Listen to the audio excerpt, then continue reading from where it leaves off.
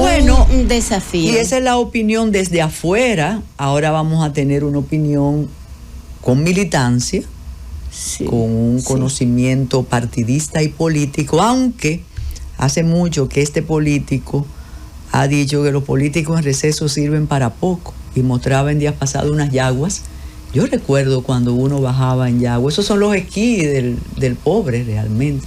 Nosotros tenemos aquí nada más y nada menos que a Jaime David Fernández Mirabal, y la casualidad quiso que fuera el día después de las propuestas, de las fusiones.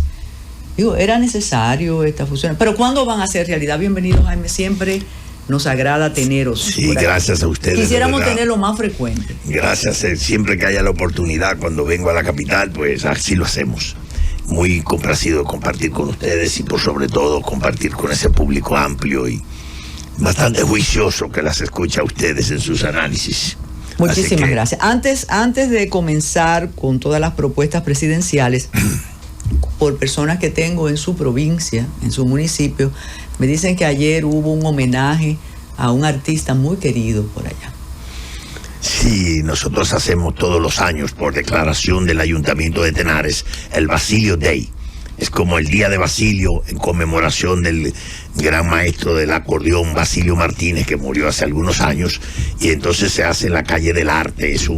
Que ayer, por cierto, era día de trabajo, pero se hace desde las 7 de la mañana hasta las 10 de la noche, todo el día música típica con concurso de estudiantes, porque es una manera de promover la música típica entre los estudiantes y promoverla entre los jóvenes, concurso entre las personas adultas, y culmina, es un gran evento. Es una iniciativa del Consejo Provincial por la Cultura y las Bellas Artes que existe allá en la provincia de Hermanas Mirabal, como organización de la sociedad civil, y el Ayuntamiento de Tenares, que colabora todo el sector privado también, se integra. Fue un gran evento. Qué bueno. Oye, se ripió ese perico bien allá. Se bailó de verdad, y ahí se dio el golpe de la yuca, el golpe del perro, todos los golpes que se dan en el perico ripiado. ¿Y qué tal se integran los más jóvenes a ese tipo de actividades? Sí, eso es lo más bonito. Desde la mañana empiezan a llegar escuelas, colegios y todo a participar.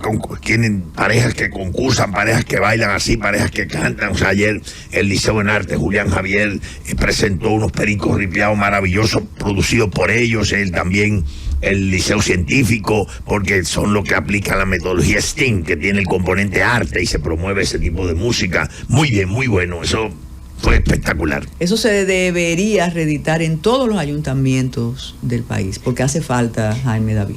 Bueno, vamos a hablar de reformas y vamos a hablar sobre el Partido de la Liberación Dominicana. Muchos dicen que ya no existe el Partido de la Liberación Dominicana. ¿Qué usted dice?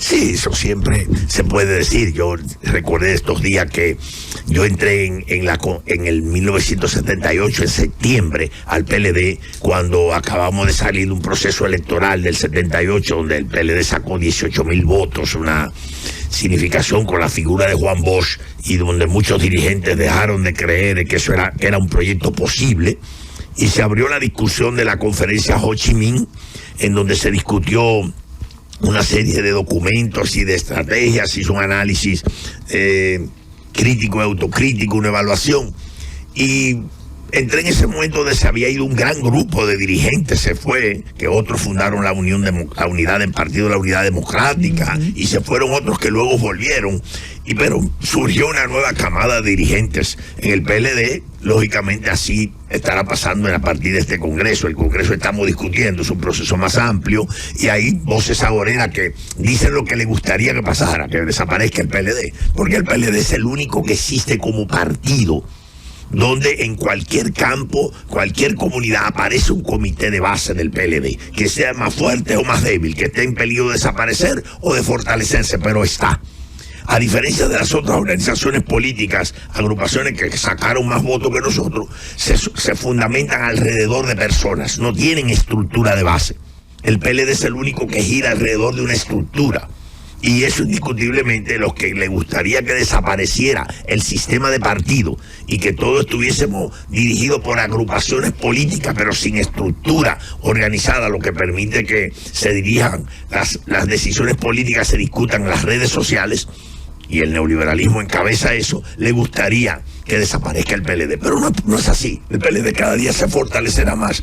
El PLD, como decía Juan Bosch, crece como la verdolaga en el campo, o sea, se van unos y vienen otros, y otros volverán después, o sea que estamos bastante bien.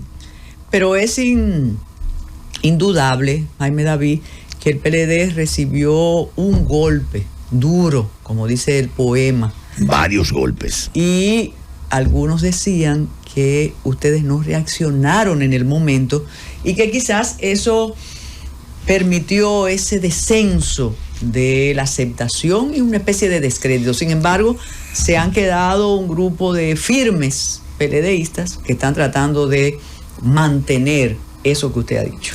Bueno, la realidad es que muchos golpes, o sea, decir que el gobierno del PRM compró a 54 alcaldes, comprado así descaradamente, que se vendieron, pero también los compraron con presupuesto público. Decir que ahora, en la época de las represiones, se usaba en la época de las dictaduras, la represión se usaba para torcer voluntades. Ahora se usa el dinero público, el presupuesto para torcer voluntades.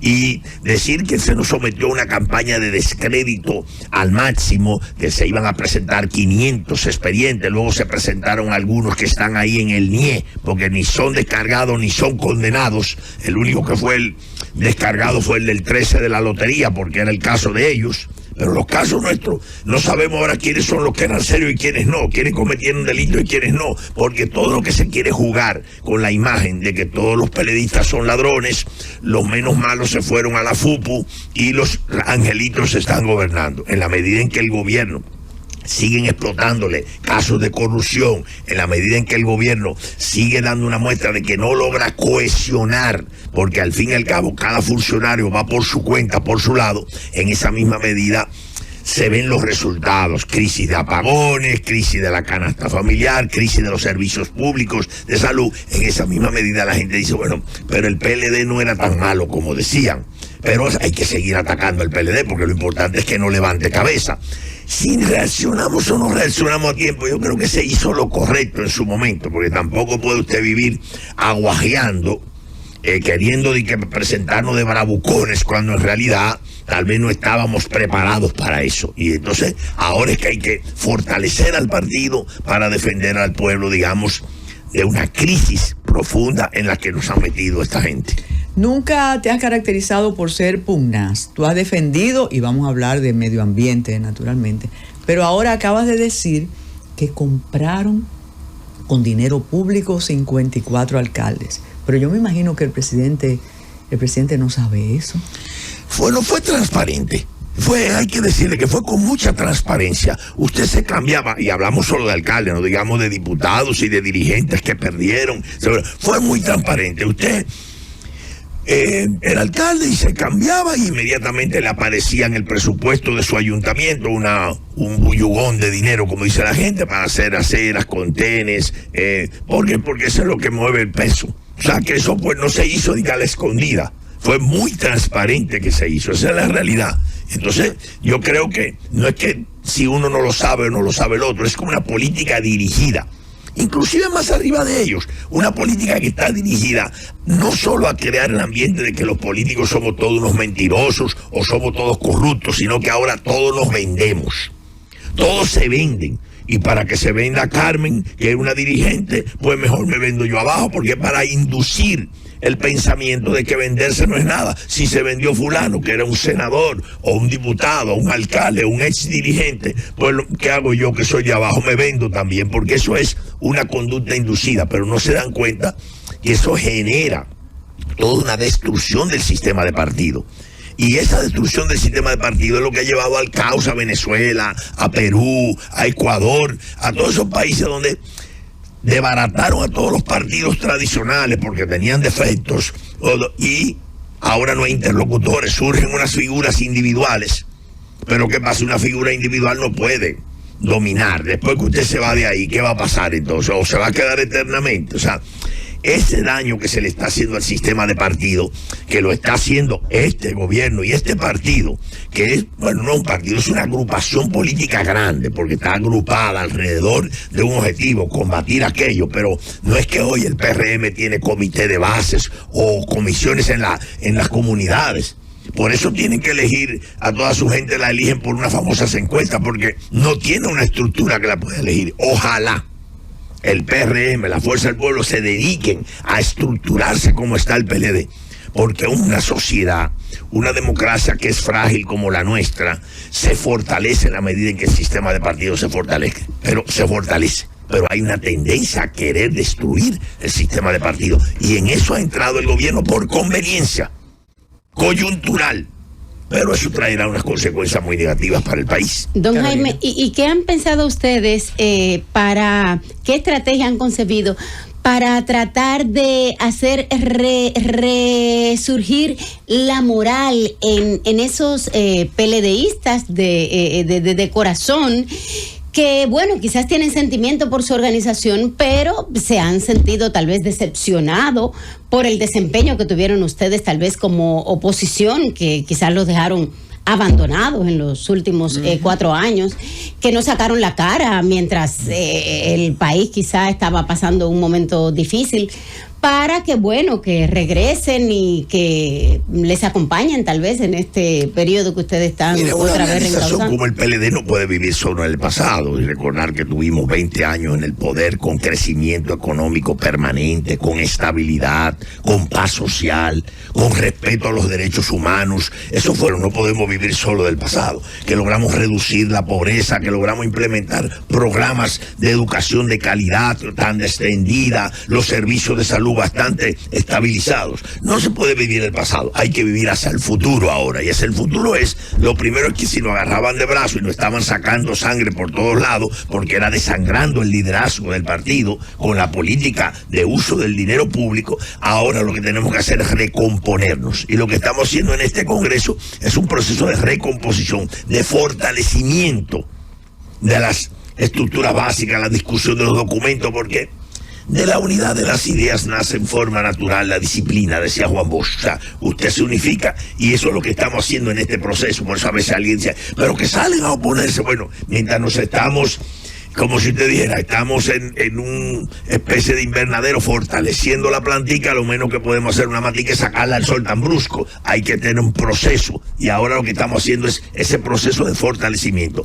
El PLD tiene un liderazgo muy amplio, es la única organización que usted dice, pero ¿cuál puede ser presidente? Y usted cita a varias personas. En la Fuerza del Pueblo solo citan uno, o tal vez pueden citar ahora al hijo de, pero esa es la realidad. O sea, giran alrededor de personas. En el Partido Revolucionario Moderno, ahí es una confraternidad de intereses. Ahí hay, si no tuviera la figura del presidente, y por sobre todo la del presupuesto público, se estuviesen matando todos unos con otros, pues son enemigos unos con otros, porque ahí son islas de poder, y así no se construye un proyecto de nación. Así no podríamos tener resultados, es decir, como hizo el PLD, estabilidad de la moneda, crecimiento permanente de los sectores industriales, turísticos, ese tipo de iniciativas que tuvo el PLD, de logros del PLD. Pero la percepción, y para lo que se usa mucho dinero público, es sí, pero eran todos ladrones. Eran todos ladrones. La gente que se le olvide todo lo que hicieron, eran todos ladrones. No importa que tuvieran este país estable, con crecimiento permanente. Usted se imagina que 20 años en la historia de América Latina y de la República Dominicana, 20 años que la economía creció y creció. Y tú puedes decir, bueno, sí, pero no se tradujo en crecimiento. Entonces, hubo crecimiento. Y inclusive en muchísimos aspectos hubo crecimiento. Lo que pasa es que, de alguna manera, mantener la estabilidad fue un gran logro. Eso no, a la larga, cuando no estemos tan apasionados, la gente dirá, pero mira que sí. Yo no creo que este gobierno vaya a mostrar esos resultados de estabilidad de la moneda, de control de la inflación. Dejamos un país encendido, con el circuito de electricidad 24 horas. No es que vamos a hablar siempre del pasado, pero esta gente que criticaron tanto nos tienen en una crisis de apagones. Entonces es un ejercicio de ineficiencia. Ustedes han hablado, y no me quiero meter porque me fui del PLD, el análisis del PLD, ¿verdad? Pero ahora ustedes han hablado de que se están hablando de reformas. Muchas reformas porque parece que el cambio se agotó. Entonces ahora el cambio se quiere reformar. Parece que la palabra cambio no dio resultado. Ahora se habla de reformas. Y hablan de las reformas del Código Laboral y la reforma del gasto y la reforma constitucional. No hablan de lo que prometieron la reforma policial. Yo vi ayer un letrero que aquí este es el país de la reforma de la seguridad ciudadana, la reforma del sector eléctrico. Ha fracasado. Yo vi en un periódico que dice somos el país de los países, de acuerdo a Estados Unidos, que más tráfico y producción de droga tenemos. Eso va directamente ligado a la seguridad ciudadana. Somos un país muy vulnerable. Entonces, ¿pero qué pasa con este diálogo que se hace de reformas? La que el gobierno quiere es la reforma fiscal. Y todo eso son bolas de humo. Pero la que él quiere es la reforma fiscal. Una reforma fiscal que le ayude a seguir gastando y no invirtiendo. Porque hay que recordar que este es el gobierno que más ha gastado en la historia política y menos ha invertido. Léase. Este gobierno en el 24 gastó 131.880 millones más que en el 2019, el gobierno que ellos acababan, ¿verdad? Porque era derrochador, como decían, del gobierno del PLD y Danilo Medina. Ellos han gastado 131.880 millones más.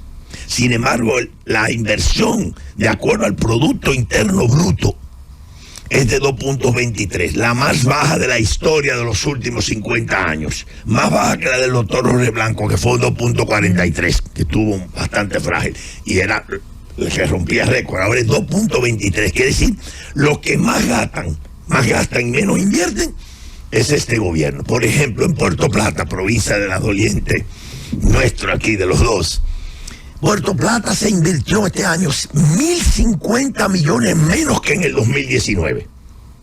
1.050. Ahora el gobierno habla de una reforma de fusionar instituciones. Todo que es un globo. Un globo, porque no han desaparecido ni siquiera la que prometieron haber desaparecido, la DGDC, una cantidad de cosas, el INEPRE, todo eso no ha desaparecido como habían dicho. Este gobierno habla de sí que se va a economizar 25.000 millones.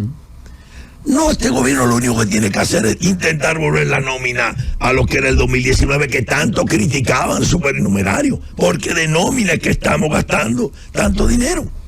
O sea, no hay que fusionar instituciones, que a futuro sí se puede plantear, pero ese no es. Con eso no se economiza, esas son bolas de humo como migajitas que te doy, bueno, para que veas que yo tengo la intención de ajustar el gasto público. Lo primero que este gobierno tiene que hacer es corregir el déficit eléctrico.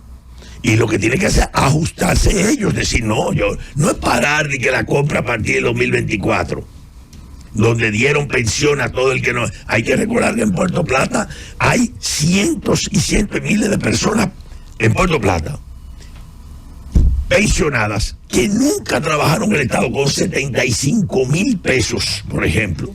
No, pero Paliza depuró todo eso. De pensión, salud mental, de pensión. Sin embargo, gente que trabajó en el sector público, maestros y maestras que duraron 30 años en el servicio público, ganan 25.000 pesos. Pero la de doña Niurka Mota, 35.000 pesos, después de más de 40 años. Entonces ya ustedes tienen ejemplo, como comunicadores, ustedes son voz de los sin voces. Cuando uno se ve frente a ese escenario, uno dice, ¿de qué se está hablando? La credibilidad de los políticos se nos está hundiendo cada vez más, porque estamos diciendo cosas que ni nosotros mismos no la creemos. Pero Jaime David, es grave. Jaime David, dos asuntos antes de entrar a medio ambiente.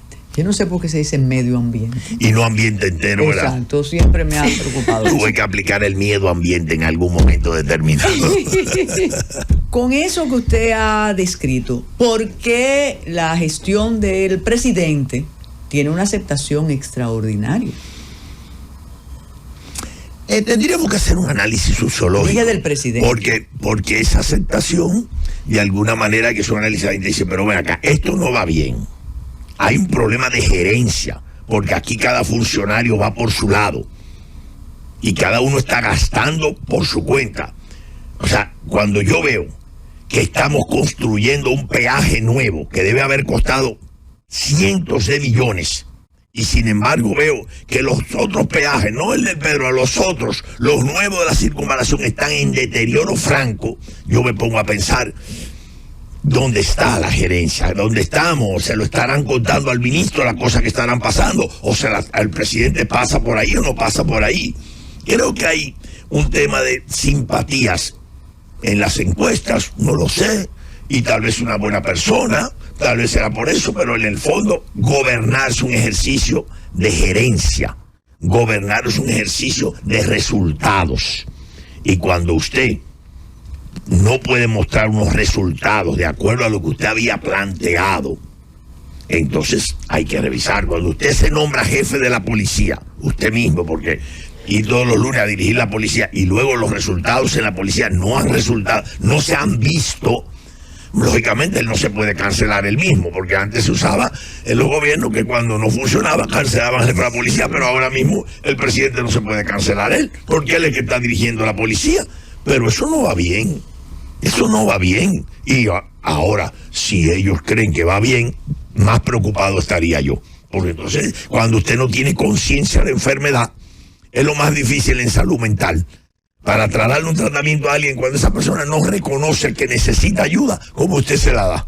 Entonces, cuando un gobierno cree que va bien, porque tiene mucha simpatía y va bien, me preocupa mucho porque nunca va a creer que hay malos resultados. Pero entonces el problema es de nosotros. Exacto. Que si la cosa no está bien, y entonces le estamos diciendo que nos sentimos bien. Hay un tema fundamental, porque busquemos soluciones más que culpables.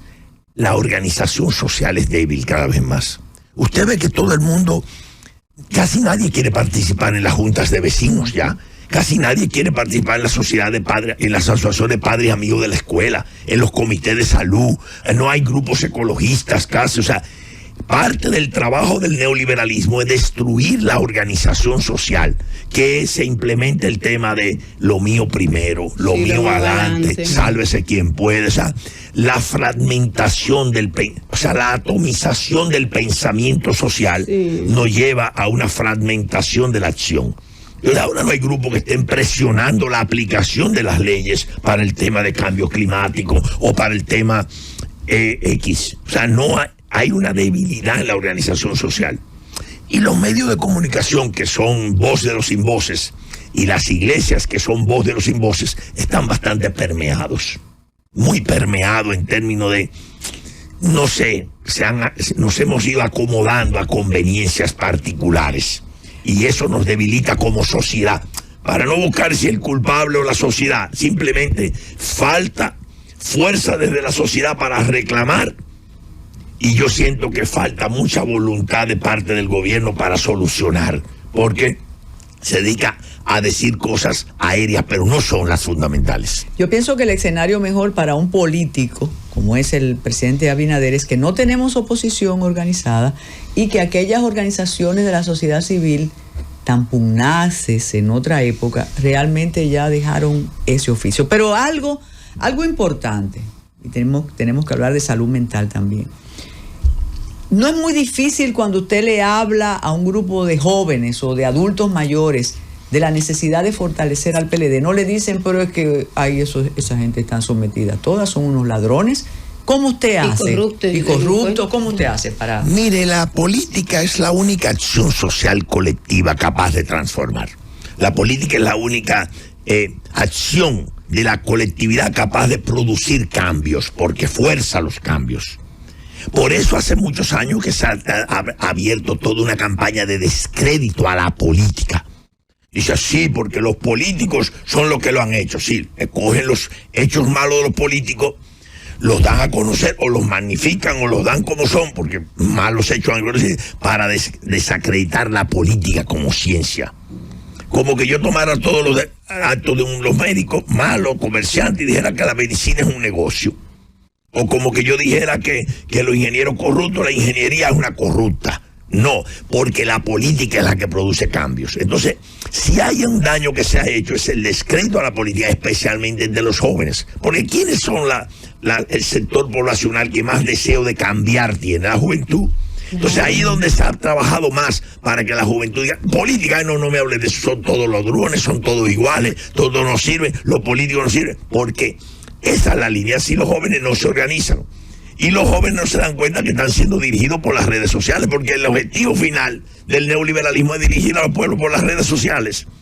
Y trazarle la agenda a los pueblos por las redes sociales y las discusiones por las redes sociales. O sea, no es el hecho de que aquí una medida política de lograr que se reduzca, por ejemplo, no dirigen tanto los medios y nos subliminalmente no conducen tanto, que aquí debería hablar muchísima gente de la lucha contra el cáncer. Y la gente se involucra en la lucha contra el cáncer. Pero la lucha contra el tabaco y contra la contaminación ambiental, que son los que causan cáncer. Pero como los dueños del tabaco y la grandes fábricas contaminantes son los ricos que al mismo tiempo dirigen la lucha, estamos luchando contra el cáncer, no contra los factores. Contra el efecto. Claro, no contra el efecto, no contra el que tenga, digamos, el causante. Entonces así mismo pasa en la política, que no es contra la política, no contra los políticos malos. No, sino contra la política, o sea, esa es la realidad. Igual que la delincuencia con la seguridad, que no es la prevención, sino la consecuencia que es la delincuencia. Tenemos que hacer una pausa, después de la pausa continuamos con don Jaime David Fernández Mirabal, ex vicepresidente de la República. Atípico. No. Normal. Pero usted disfrutó su vicepresidencia. Sí, sí. Hacemos la pausa.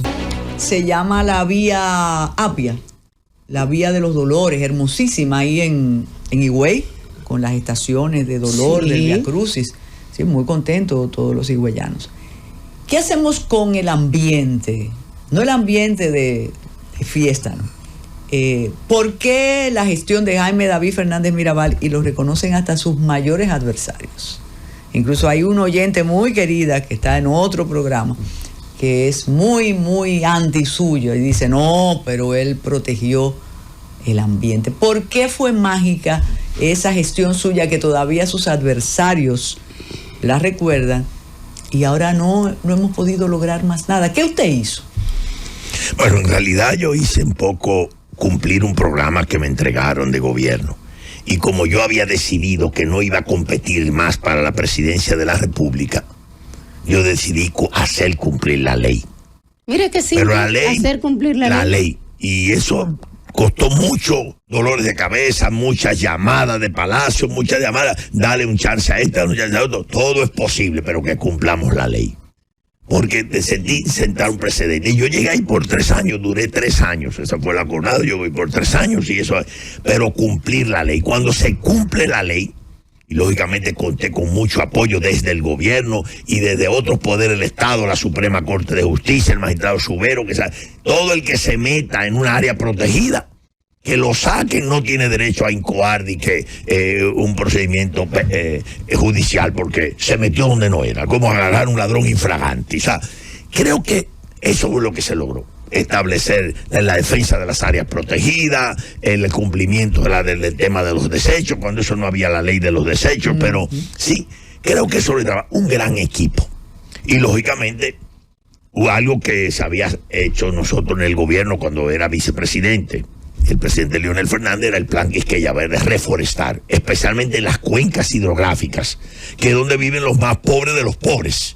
Porque además de ser pobres, están lejos del servicio médico, lejos del servicio de salud, del servicio de eléctrico, lejos de la escuela.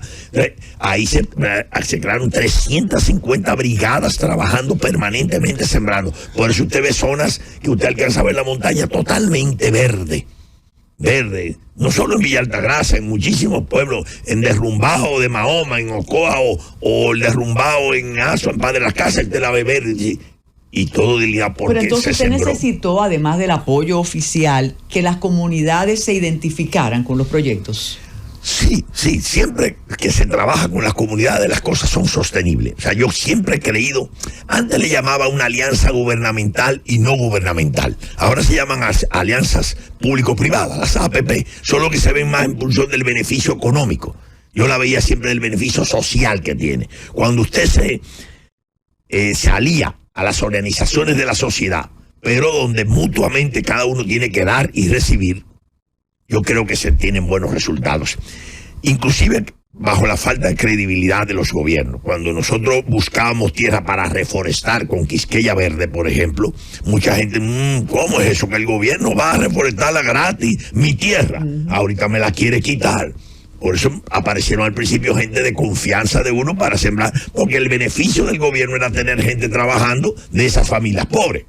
Y el beneficio del dueño de la tierra era que esa tierra le iban a quedar totalmente reforestada. O sea, es ganar de ambos lados, en la Loma Juan Bosch, en la zona entre Cotuí, Monte Plata. O sea, todas esas zonas tuvo esos resultados. Y eso indiscutiblemente que tiene unos resultados. Hoy la gente lo ve y dice, pero se tenía bien. Y la gente de la comunidad la defiende, porque eran sus tierras, son sus propiedades, son sus beneficios. ¿Se detuvo eso? ¿Se perdió? ¿Se suspendió? ¿Qué ha pasado? Usted que conoce el país y lo recorre continuamente. En principio no hay mucha continuidad. Así como el doctor Balaguer paró con el método Candelier la deforestación, pero no se reforestaba tanto, pero sí se paró la deforestación, nosotros con Quisqueya Verde aumentamos la reforestación sobre...